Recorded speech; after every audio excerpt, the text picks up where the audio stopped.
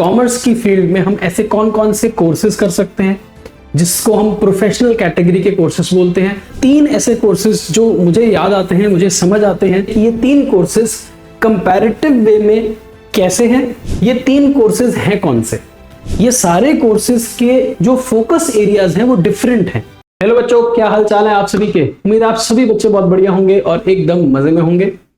बहुत से बच्चे ये पूछते हैं कि सर हम ना कॉमर्स कर रहे हैं, हम कॉमर्स के स्टूडेंट हैं, तो हमारे को बताओ कि कॉमर्स की फील्ड में हम ऐसे कौन कौन से कोर्सेज कर सकते हैं जिसको हम प्रोफेशनल कैटेगरी के कोर्सेज बोलते हैं। हमारे देश में रहकर हम ऐसे कौन से कोर्स करें ताकि हम भी अपना एक करियर बना सकें, हम भी एक अच्छे मुकाम पर पहुंच सकें, हम भी अपने आप को प्रोफेशनल बोल सकें। तो बेटा 3 ऐसे कोर्सेज जो मुझे याद आते हैं, मुझे समझ आते हैं और जो कंपैरेटिव एनालिसिस के थ्रू मैं आप सभी तक पहुंचाना चाहता हूं, वो है CA, CS और CMA कोर्स, जो आप सभी कॉमर्स के स्टूडेंट्स कर सकते हैं ताकि आप भी एक प्रोफेशनल लेवल के इंसान बन सके। तो आओ फटाफट से जानते हैं कि ये 3 कोर्सेज कंपैरेटिव वे में कैसे हैं और कौन सा कोर्स आपको करना चाहिए। इस वीडियो के माध्यम से शायद आप तक ऐसी इंफॉर्मेशन मैं पहुंचा सकूं जिसको यूज करके आप थोड़ा बहुत अपने बारे में जान सके और ये भी सोच सके, समझ सके कि आपको कौन सा कोर्स करना चाहिए, आपके लिए कौन सा कोर्स बेटर ऑल्टरनेट प्रोवाइड करता है। चलो शुरू करते हैं इस वीडियो को। सबसे पहले बात करें तो ये 3 कोर्सेज हैं कौन से। तो CA को बोलते हैं बेटे chartered accountant, CS company secretary और CMA होता है कॉस्ट एंड मैनेजमेंट अकाउंटेंट, जिसको हम कॉस्ट अकाउंटेंट पहले बोला करते थे, फिर इस इंस्टीट्यूट ने कोर्स का नाम चेंज कर दिया और अपना CMA बना दिया कोर्स और अकाउंटेंट का नाम हो गया कॉस्ट एंड मैनेजमेंट अकाउंटेंट। तो 3 तरह से हो गए, एक है chartered accountant CA, company secretary CS और cost and management accountant CMA। ये तीनों कोर्सेज करने के लिए 3 अलग अलग इंस्टीट्यूट्स हैं हमारे पास। CA कोर्स करवाता है ICAI, institute of chartered accountants of India. CS course करवाया जाता है ICSI के द्वारा, institute of company secretaries of India. और CMA कोर्स कराया जाता है ICMAI के द्वारा, institute of cost and management accountants of India. तो ये 3 अलग अलग कोर्सेज हैं जो आप सभी बच्चे कर सकते हैं। फोकस एरिया क्या रहता है, ये कोर्सेज ओवरलैपिंग कोर्सेज नहीं है। बहुत बच्चों के मन में कंफ्यूजन रहती है कि सर CA तो वही काम करता है जो CS भी कर लेता है, CS वो काम करता है जो CA भी कर लेता है। बेटा ऐसा नहीं है, ये सारे कोर्सेज के जो फोकस एरियाज हैं वो डिफरेंट हैं। हालांकि हम क्या करते हैं कि कुछ ऐसे चीजें होती हैं, कुछ ऐसे काम होते हैं जो एक दूसरे प्रोफेशन वाले लोग कर सकते हैं। जैसे कि फॉर एग्जांपल अगर मैं बात करूं तो एक CS वो काम करता है कंपनी बनाने का, कंपनी की कंप्लायंस का, और कुछ CAs होते हैं जो वही काम कर सकते हैं। मैं ये नहीं कह रहा कि करना अलाउड नहीं है, कर सकते हो, बट अगर हम बात करें तो हर कोर्स का एक अलग फोकस एरिया है, जिसमें जो CA होता है वो mainly accounting field, auditing, taxation और फाइनेंस रिलेटेड जो चीजें होती हैं उनको कैटर करता है। यानी कि अगर मैं अपनी बात करूं तो मैं कौन सा काम करने में ज्यादा अच्छे तरीके से, ज्यादा बेहतर तरीके से कर पाऊंगा, वो है अकाउंटिंग, ऑडिटिंग, टैक्सेशन, फाइनेंस। क्योंकि जो CA कोर्स है वो मेनली यही नॉलेज आपको प्रदान करता है और आपसे ये एक्सपेक्ट किया जाता है बीइंग अ चार्टर्ड अकाउंटेंट कि आप इन फील्ड्स में माहिर हो। ठीक है, फिर आती है बात कंपनी सेक्रेटरी की। जो कंपनी सेक्रेटरी का मेन एरिया ऑफ प्रैक्टिस है, यानी कि जिस काम को करने के लिए उसको समझाया जाता है, उसको सिखाया जाता है, उसको पढ़ाया जाता है, वो है कॉर्पोरेट लॉ, गवर्नेंस और सेक्रेटेरियल प्रैक्टिस। मेनली जो कंपनी सेक्रेटरी होता है वो लीगल कंप्लायंस करता है। यानी कि एक कंपनी है, जैसे कि फॉर एग्जांपल रिलायंस इंडस्ट्रीज है या टाटा है, तो इन बड़ी बड़ी कंपनीज के अंदर बहुत सारे कंप्लायंसेस होते हैं, है ना। कंपनी लॉ का कंप्लायंस होता है, बहुत सारे रिटर्न्स फाइल करनी होती हैं, बहुत सारे इंफॉर्मेटिव जो आपको फॉर्म्स फाइल करने होते हैं, वो सारी की सारी जो काम है वो कंपनी सेक्रेटरी करता है। तो mainly company secretary company law का प्रैक्टिशनर होता है, जो कंपनी लॉ से रिलेटेड जो भी काम है वो सारा का सारा काम की कंप्लायंस करता है। फिर आते हैं कॉस्ट एंड मैनेजमेंट अकाउंटेंट। इसका जो फोकस एरिया है वो कॉस्टिंग और मैनेजमेंट अकाउंटिंग से रिलेटेड है, स्ट्रेटेजिक प्लानिंग से रिलेटेड है। ये जो कॉस्ट अकाउंटेंट होता है ये कोशिश ये करता है किसी भी फैक्ट्री वाले को समझाने के लिए कि अगर ये पेन बनाओगे तो ये पेन बनाने में क्या लागत आएगी, इस पेन को बनाने में क्या कॉस्ट आएगा, है ना। मेक और buy decisions, investment decisions, financial planning, वो सारा काम कॉस्ट एंड मैनेजमेंट अकाउंटेंट का है। तो ये कॉस्टिंग का काम भी करता है और ये मैनेजमेंट अकाउंटिंग का काम भी करता है। तो आपने देखा ये सब कोर्सेज का फोकस एरिया डिफरेंट है, ओवरलैपिंग नहीं है। सीए काम जो करता है वो एक सेपरेट काम है, सीएस का एरिया ऑफ ऑपरेशन अलग है और कॉस्ट और मैनेजमेंट अकाउंटेंट का काम डिफरेंट है। तो 3 कोर्सेज, 3 अलग अलग नाम, 3 अलग अलग फोकस एरियाज और 3 अलग अलग इंस्टीट्यूट्स या गवर्निंग बॉडीज। आगे चलते हैं और जानते हैं हमारे इस कोर्सेज के बारे में। तो नेक्स्ट आता है कि इस कोर्स को करने में हमारे को कितना टाइम लगने वाला है ना। अब जैसे आप 11वीं 12वीं के बच्चे हो, कॉमर्स कर रहे हो, तो आप ऑब्वियसली बात है 12वीं के बाद कोई ना कोई कोर्स करने की सोचोगे। तो इन 3 कोर्सेज में से शायद आप कोई ना कोई एक कोर्स करने का सोचो। तो यहां पर मिनिमम ड्यूरेशन जो आपको लगने वाली है 4.5 साल लगने वाले हैं सीए कोर्स करने में, 4-4.5 साल के आसपास लगता है। सीएस में 3 साल और सीएमए करने में 3.5 साल लगेंगे। ये मिनिमम है। मिनिमम का मतलब ये होता है कि आपने एग्जाम दिया, आप पास हो गए, अगले लेवल पर चले गए, अभी बात करेंगे लेवल्स की। फिर आपने एग्जाम दिया, आप पास हो गए, अगले लेवल पर चले गए। फिर आपने एग्जाम दिया, आप पास हो गए, आप सीए बन गए, सीएस बन गए या सीएमए बन गए। मतलब अगर फर्स्ट अटेम्प्ट में अगर आपने सारा कुछ किया तो ये है मिनिमम ड्यूरेशन, इतने साल में आप सीए, सीएस या सीएमए बन जाओगे। अगर देखा जाए कि एक्चुअली में कितना कंप्लीशन करने में टाइम लगता है, तो नॉर्मल अगर हम एवरेज निकालें तो लगभग 5 से 6 साल लग जाते हैं। 5 साल लग जाते हैं मोटा मोटा सीए बनने में, 4 से 5 साल लग जाते हैं सीएस बनने में और 3.5 से 4.5 साल लग जाते हैं सीएमए बनने में। तो मिनिमम अगर आप बिल्कुल भी फेल नहीं होते, कहीं पर भी आपकी री नहीं लगती है, कहीं पर भी आपको बैक नहीं लगती है, आप एक अटेम्प्ट दे दे के पास होते जा रहे हो, तो इतने टाइम में बन जाओगे। पर कई बच्चे एग्जाम स्किप कर देते हैं, कई बच्चों के एग्जाम गलत हो जाते हैं, तो फिर उनका टाइम थोड़ा सा बढ़ जाता है। तो ये है आपका टिपिकल कंप्लीशन टाइम जो बच्चे ले लेते हैं। तो विच इज नॉट बैड। आपको लगता है सर इतना बड़ा कोर्स है, अभी और पढ़ना पड़ेगा। बेटे सोच के देखो ना, अभी आप 15-16 साल के, चलो मैं कहता हूं 17 साल या 18 साल में आप 12वीं पास कर लोगे।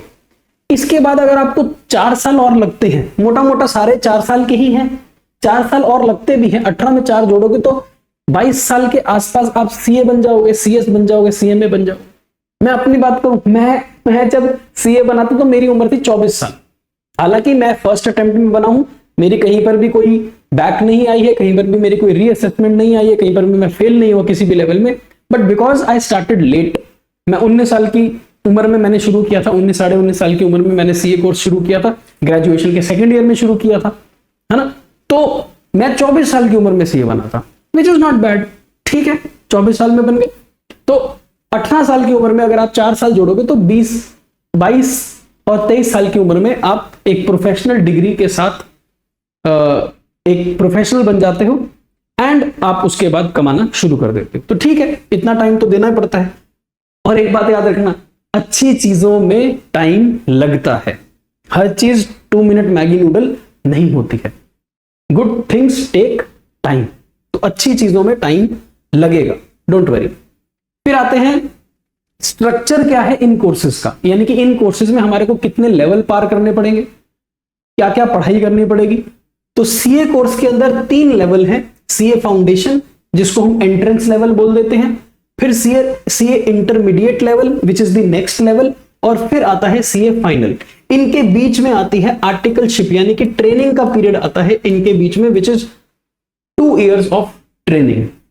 तो पहले आप सीए फाउंडेशन पार करोगे, फिर सीए इंटर पार करोगे, फिर आपकी ट्रेनिंग स्टार्ट होगी, फिर आप 2 साल ट्रेनिंग करोगे, उसके बाद आप सीए फाइनल का लेवल पार करोगे, और उसके बाद कुछ IT soft skills, self paced online module है, यानी कि ऑनलाइन पेपर्स होते हैं कुछ।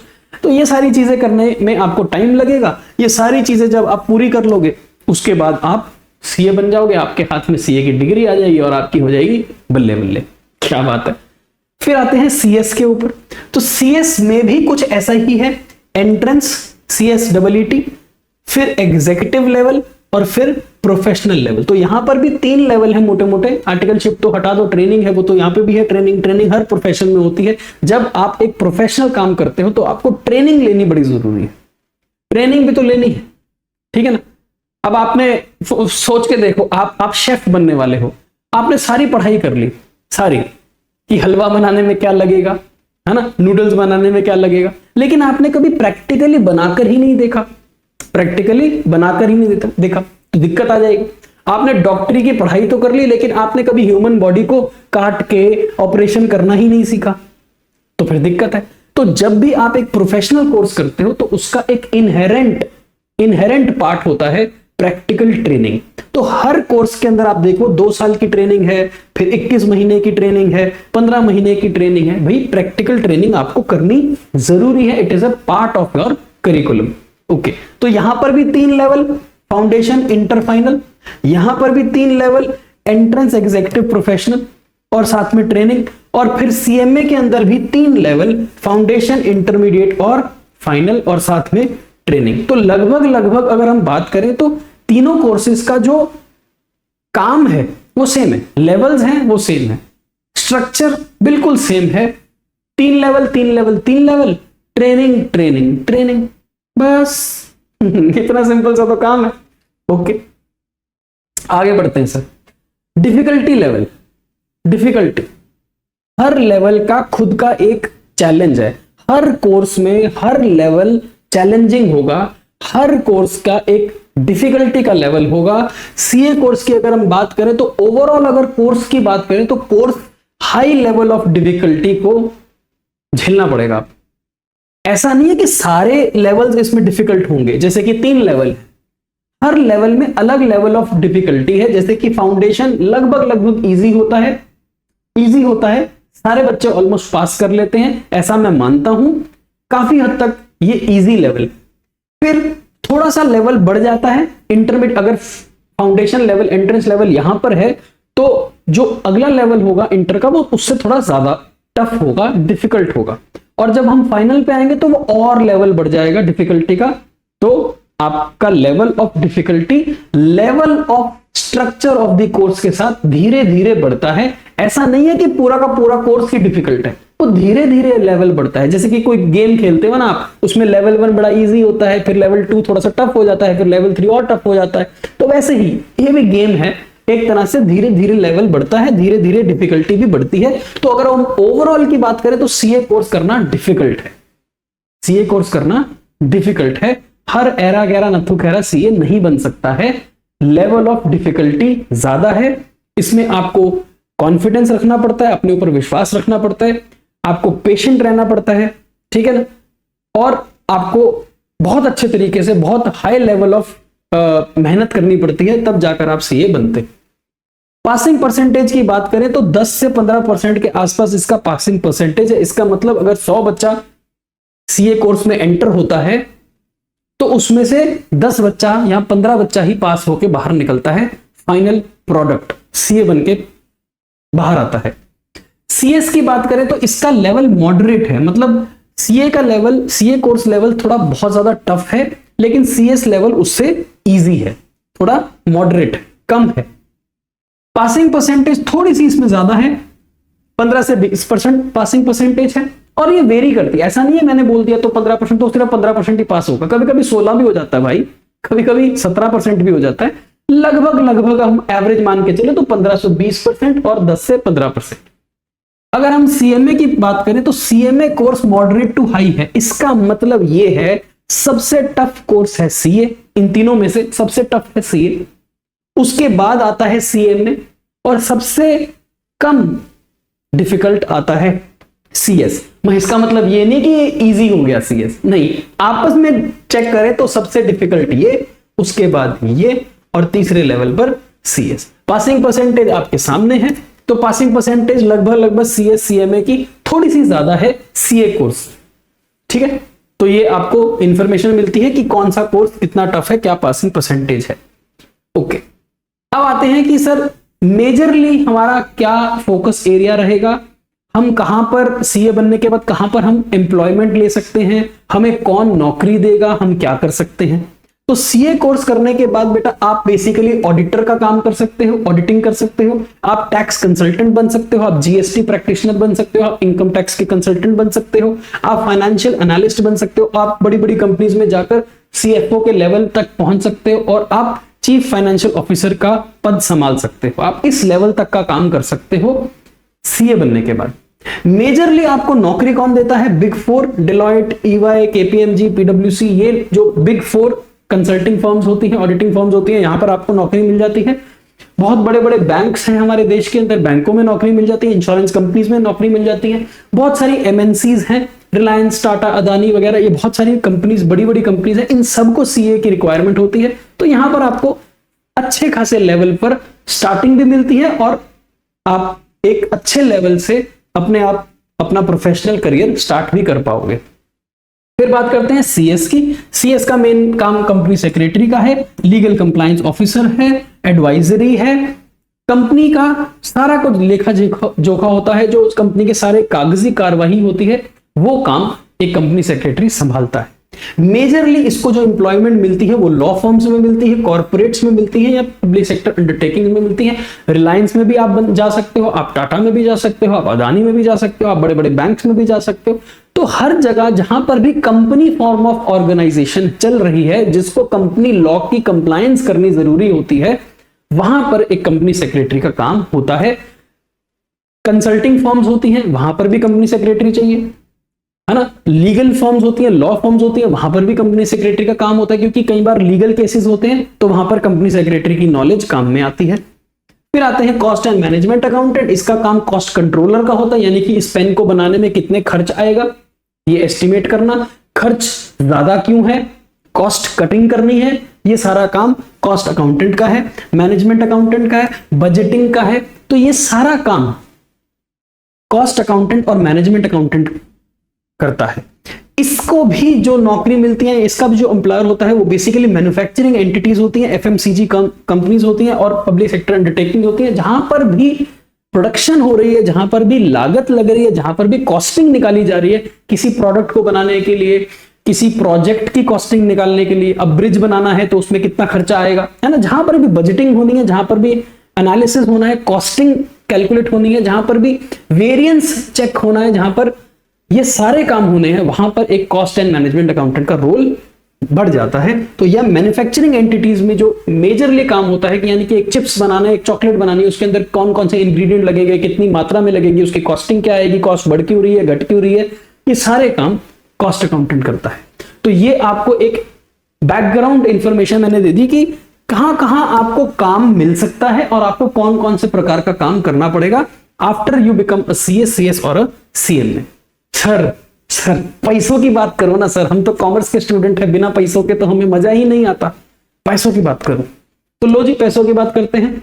सीए कोर्स करने के बाद when you become a chartered accountant, आपके हाथ में चार्टर्ड अकाउंटेंट की डिग्री आ जाती है, आप एक फ्रेशर होते हो, आपने कहीं पर भी कोई नौकरी नहीं की कभी आज तक, तो आपका जो पहला पैकेज लगता है वो लगभग 7 से 12 लाख के बीच में लगता है। ये एक एस्टिमेटेड है, एस्टिमेट मतलब 50-60 हजार रुपए महीने से लेकर आप लाख रुपए महीना तक कमाना शुरू कर देते हो आज के टाइम में।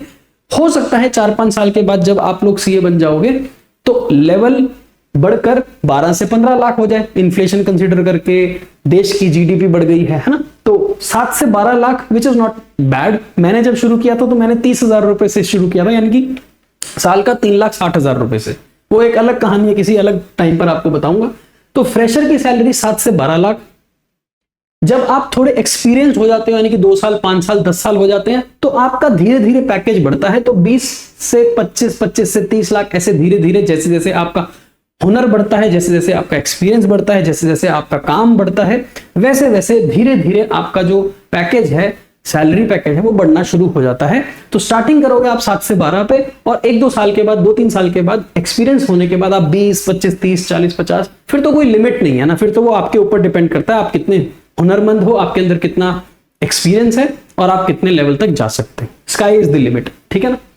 सीएस जो शुरू करता है वो 4 से 8 लाख के पैकेज पे शुरू करता है। आमतौर पर ऐसा देखा गया है कि 40-50 हजार रुपए महीने से वो भी शुरुआत करता है, लेकिन उसका जो फ्रेशर का सैलरी का पैकेज होता है उसका अपर लिमिट ज्यादा नहीं होती है, जैसे कि यहाँ पर 12-13 लाख तक पहुंच जाता है, कभी कभी 16 लाख पर भी आपको जॉब मिल जाती है, बट मैं एवरेज की बात कर रहा हूँ। ये फ्रेशर एवरेज सैलरी है, मतलब अगर 100 लोग होंगे तो 100 में से 50-60 लोगों को यही पैकेज मिलेगा। हाँ, कुछ ऐसे बच्चे होंगे, कुछ ऐसे प्रोफेशनल्स होंगे जो और ज्यादा कमांड करते हैं, तो उनका पैकेज, स्टार्टिंग पैकेज 50 लाख भी हो सकता है, पर वो बेटे हटके होते हैं, वो अलग होता है लेवल, ठीक है ना। ये एवरेज की बात है।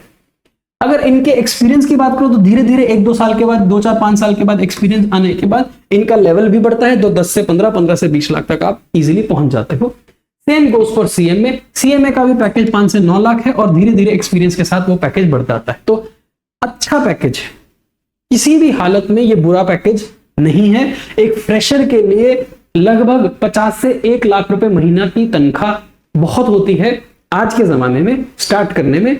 और धीरे धीरे जैसे जैसे आपका काम बढ़ेगा, जैसे जैसे आप एक्सपीरियंस गेन करोगे, कई बार आप नौकरी शिफ्ट भी करते हो, एक एम्प्लॉयर से छोड़कर आप दूसरे में चले जाते हो, दूसरे से छोड़कर आप तीसरे में चले जाते हो, धीरे धीरे आप स्विच करते हो, आप अपने आप को जानना शुरू करते हो, है ना। आपका एक्सपीरियंस बढ़ता है, आपका सीवी अच्छा होता है, रेज्यूमे कहते हैं जिसको, आपका वो उसमें जैसे जैसे बैज ऑफ ऑनर जुड़ने शुरू होते हैं, वैसे वैसे आपका एक्सपीरियंस और सैलरी दोनों बढ़नी शुरू होती है। तो विच इज गुड, अच्छा है ये पैकेज, कमाल का पैकेज है। ओके, अब आते हैं कि हमें कौन से बच्चे को कौन सा कोर्स करना चाहिए। काफी सोच के लाया हूं ऐसे वीडियो, ऐसे मैं वीडियो लेके नहीं आता फ्री फंड में, थोड़ा पीछे ध्यान से सोच के लेके आता हूं कि आपको क्या समझ आना चाहिए। सीए कोर्स कौन से बच्चे को करना चाहिए? सीए कोर्स उस बच्चे को करना चाहिए जिसका अकाउंटिंग में हाथ बड़ा स्ट्रांग है, जिसको टैक्स के बारे में बात करना, टैक्स के बारे में सोचना कि हमारे देश में जीएसटी इतना क्यों है ना, इनकम टैक्स बचाया कैसे जा सकता है, इनकम टैक्स का पर्पस क्या है, जिसको ये बातें इंटरेस्टिंग लगती हैं, जो फाइनेंस की दुनिया में अपने आप को जानना चाहता है, शेयर बाजार के बारे में सोचना चाहता है ना, कंपनी के पास लोन कहां से मिलेगा, कंपनी ग्रो कैसे करेगी, कंपनी का प्रॉफिट कैसे बढ़ेगा, जो फाइनेंस की दुनिया की बातें करता है, पैसे कमाने की बातें करता है, पैसे बचाने की बातें करता है, वो बच्चे के लिए सीए कोर्स एक एप्रोप्रिएट कोर्स है। एप्रोप्रिएट कोर्स है क्योंकि इसमें आपको अकाउंटिंग, टैक्सेशन और फाइनेंस से रिलेटेड बातों के बारे में ही आगे काम करना है। तो जहां पर आपका इंटरेस्ट है बेटे वही काम आपको करना चाहिए। तो आते हैं सीएस के ऊपर। सीएस कंपनी लॉ की बात करता है, कॉर्पोरेट गवर्नेंस की बात करता है, ये बात करता है कि एक कंपनी चलती कैसे, उस कंपनी को चलाने के लिए हमें कौन कौन से डॉक्यूमेंट्स बनाने जरूरी है, लीगैलिटी ऑफ द कंपनी के बारे में बात करता है, कंपनी की डे टू डे वर्किंग कैसे होती है, कंपनी के डायरेक्टर्स क्या होते हैं, बोर्ड ऑफ डायरेक्टर्स क्या होते हैं, कंपनी के शेयर होल्डर कौन होते हैं, मीटिंग्स कैसे ली जाती हैं, मिनट्स कैसे बनाए जाते हैं, लीगल डिसीजंस कैसे लिए जाते हैं, कंपनी अगर फंस जाती है तो कंपनी कैसे उस जाल से बाहर आ सकती है, कंपनी पे अगर कोई केस कर देता है या हमने कंपनी के द्वारा किसी पे केस करना है तो कैसे चलेगा। तो ये कंपनी से रिलेटेड बातें जो होती है ना, कॉर्पोरेट स्ट्रक्चर की बातें होती है, वहां पर कंपनी सेक्रेटरी आता है। तो अगर आप चाहते हो कि आप भी काला कोट पहन के एक लॉयर के समान काम करो तो सीएस एक अच्छा है। मैंने आमतौर पर अपने जीवन में ऐसा देखा है कि जो गर्ल्स होती हैं, है ना, जो गर्ल्स होती हैं वो कंपनी सेक्रेटरी बहुत अच्छे तरीके से करती हैं। मैं ये नहीं कह रहा यहां पर जेंडर स्पेसिफिक की बात नहीं मैं कर रहा, मैं ये नहीं कह रहा कि इनइक्वालिटी है ये करना चाहिए, मैं ऐसी बात नहीं कर रहा। मैं नॉर्मली ऐसा देखा गया है कि गर्ल्स के लिए सीएस प्रोफेशन एक अच्छा प्रोफेशन, ठीक है ना। फिर आते हैं कॉस्ट एंड मैनेजमेंट अकाउंटेंट। जिस बंदे को ये होता है कि यार ये ब्रिज बनाया है सरकार ने, इस ब्रिज पे 500 करोड़ कैसे लग गए, इस पे तो 500 करोड़ नहीं लगने चाहिए। आप ये अगर बात सोच रहे हो ये पेन 20 रुपए का क्यों है, ये तो मैं बना दूंगा 5 रुपए में, अगर ऐसी सोच है आपकी, अगर आप कॉस्ट से रिलेटेड बातें सोचते हो, अगर आप बजट बनाने से बातें सोचते हो कि मैंने गोवा घूमने जाना है, यार गोवा घूमने दोस्त गया था 1 लाख रुपए लगे थे, मैं गोवा घूमने जाऊंगा तो मैं तो 50,000 में ट्रिप कर लूंगा, अगर आप बजटिंग के बारे में सोचते हो, अगर आप कंट्रोल करना जानते हो किसी भी चीज को फाइनेंशियल पैरामीटर्स पे, तो फिर आपके लिए कॉस्ट एंड मैनेजमेंट अकाउंटिंग का कोर्स एप्रोप्रिएट कोर्स है। तो आपने देखा हर कोर्स का डायमेंशन अलग है, हर कोर्स का स्ट्रक्चर अलग है, हर कोर्स का फोकस एरिया अलग है, हर कोर्स में इंटरेस्ट बच्चे का अलग है। तो इस हिसाब से आप अपने आप को जानो, अपने आप को समझो, फिर जाकर, अभी है बहुत टाइम आपके पास, अभी आप 11वीं 12वीं में हो, अभी टाइम है, अपना इंटरेस्ट डेवलप करो। कहां पर आपको सोचने में मजा आता है, कहां पर आपको चीज अच्छी लगती है, आप कौन सी कैटेगरी का इंसान बनना चाहते हो, उसके लिए आपके पास अलग अलग कोर्सेज अवेलेबल है।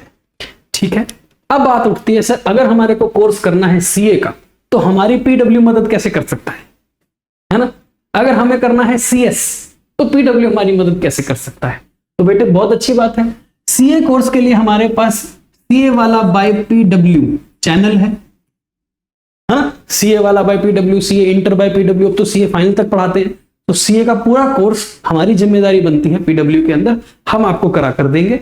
आपने बस कदम रखना है, पड़ाव पर चढ़ना है, वहां से लेकर हाथ पकड़कर आपको शिखर तक लेके जाने की जिम्मेदारी पीडब्ल्यू ने उठा रखी है। फिर आते हैं सीएस पे, तो सीएस वाला बाय पीडब्ल्यू भी एक चैनल है ना?